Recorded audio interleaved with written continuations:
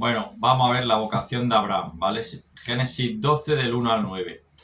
Vamos a ver la cultura semítica. Que a mí, ya te digo, del trabajo de lo que más me ha gustado. Porque, no sé, me ha ayudado a saber la vida que llevaban tanto Abraham como Sara. El capítulo 12 nos encontramos la breve noticia de salida de Harán y de llegada a Canaán, especie de itinerario, con la orden divina de abandonar Harán y un primer punto de asentamiento en Betel, que son núcleo central de la tradición. La promesa de Dios a Abraham, contenida en los versículos del 1 al 3, atraviesa como hilo conductor toda la historia patriarcal. Desde luego las fórmulas se remontan a una tradición antiquísima sobre el dios de los patriarcas. Para hacerme una idea de lo que pudo suponer para Abraham y para Sara salir de su tierra, he querido indagar en la cultura semítica. Cultura semítica. Con la confusión de las lenguas, desde la Torre de Babel, se crean los distintos pueblos, ¿vale? La lengua tenía gran importancia para cada raza, ya que era la forma misma de pensamiento. La libertad individual no existía. El hombre formaba siempre parte de un grupo antropológico, lingüístico o religioso. El lenguaje, la religión, las leyes y las costumbres fueron formando la raza más que la sangre, cualidades hereditarias. El término semita viene de Sem, hijo mayor de Noé. Este término es hoy en el uso científico un concepto lingüístico, ¿vale? Semitas son los que hablan una lengua semítica, como el asirio, el babilonio, cananeo fenicio, arameo, hebreo y el árabe. El centro de la raza semítica parecía ser Arabia, ¿vale? Siria se convirtió también en un país semítico. El establecimiento de los pueblos semíticos y su entrada en la vida de la ciudad se producía lentamente, sin dañar la vida nómada que seguían llevando la mitad de las tribus. Arabia y Siria estaban llenas de familias errantes que habitaban en tiendas y conservaban las ideas fundamentales de la raza. Aquellas tribus nómadas podían formar grupos de 400 o 500 personas. Tela marinera, ¿eh? Imagínate si alguna vez había hecho una peregrinación de 200, 300 personas, que mover a tanta gente es tela. Y va dónde dormimos, dónde comemos. Pues imaginaros 400 o 500 personas y en aquella época, para mover un pueblo entero. Era raro que se unieran extranjeros a la tribu, ¿vale? Era importante la conservación de la raza y los jefes respetables o patriarcas hacían buscar a sus futuras mujeres algunas veces en los países lejanos, donde ellos creían haber nacido, donde su raza había nacido. Esto lo vemos también bastante en la Biblia, con Abraham, con Isaac, con Jacob. En la raza semítica, la monogamia no era estricta. Por lo general, el jefe de la familia tenía una sola mujer, ¿vale? Pero en algunos casos el patriarca se casaba con dos esposas de sangre noble, a veces hermanas. Este es el caso, por ejemplo, de Jacob. Poseyendo como concubinas las esclavas de sus mujeres. En este caso, por ejemplo, Abraham, que tomó a Agar, la esclava de su mujer. Por otra parte, la mujer tenía derecho a ser madre, y si moría el marido, podía exigir a su cuñado o a otros individuos de la familia del difunto que le hiciesen hijos. El derecho a la primogenitura entre los hijos de esposas nobles era un privilegio considerable. La bendición del padre equivalía a un sacramento. Eso me gusta muchísimo. Yo no tengo hijos, pero de mis amigos y de mis hermanos de comunidad que tienen hijos, que cuando los bendicen, no sé, la transmisión de la fe para mí es algo precioso, es algo muy bonito. El respeto era la piedra angular de aquella sociedad. La jefatura, esto me encanta también. La jefatura no se conseguía por la violencia, ni por sufragio, ni por herencia. La autoridad era un hecho evidente que se comprobaba por sí mismo. O sea, fíjate, el pueblo veía que el Señor llamaba a esa persona para ponerla al frente para guiar a ese pueblo. O sea, no, ni se hacía por votación, ni por violencia, ni nada. Fíjate qué bonito, no existían los sacerdotes ni los profetas.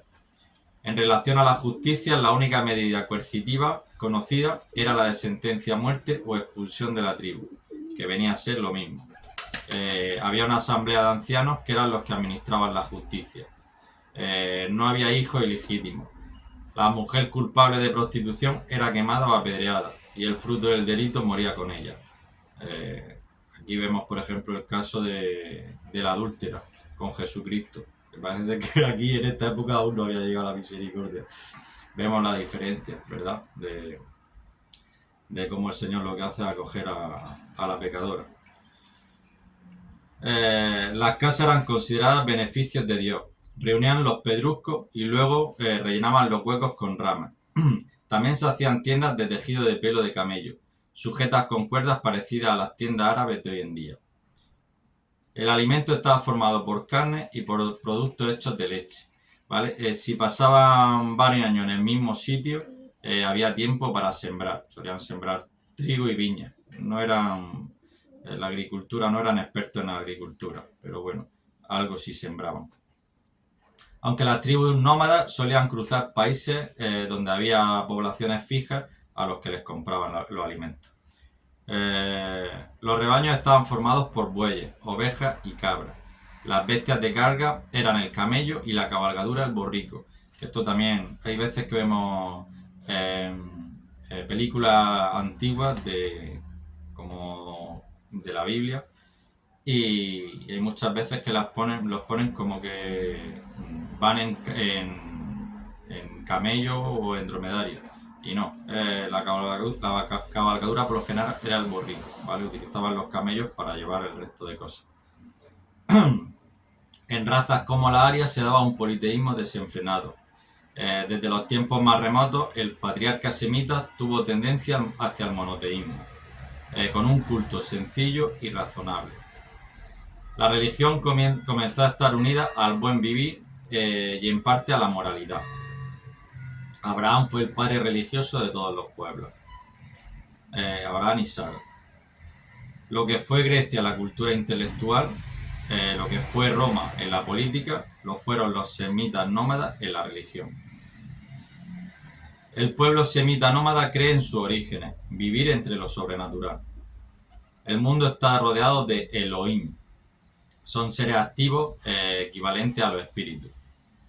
Todo vive por Elohim, siendo un uso muy característico de los semitas designar simplemente a Elohim con el pronombre de la tercera persona, con él, y haciendo un ademán hacia el cielo. Este Elohim es de identidad dudosa, no es el Dios justo y moral de los profetas.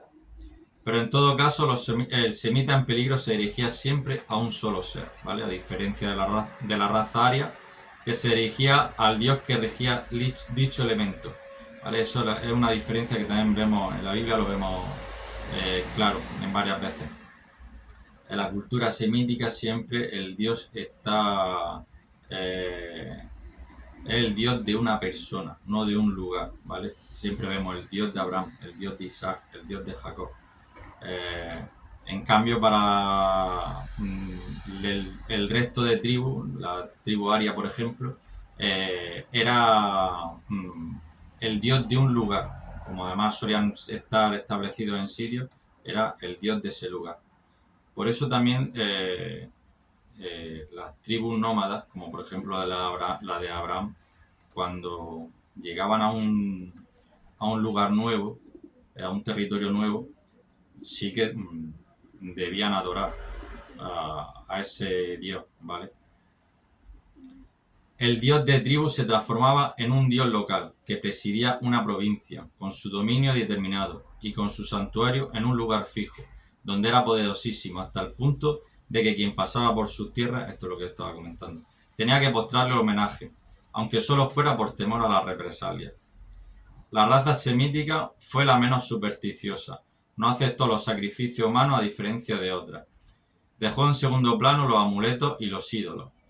El pastor semita parece llevar en la frente el sello de Dios para librar a la tierra de supersticiones.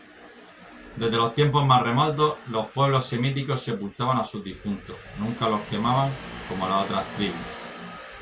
Pues espero que os haya gustado. A mí es algo que me gusta muchísimo. Me ha ayudado a comprender mucho más lo que pudo ser la vida de Abraham y de Sara.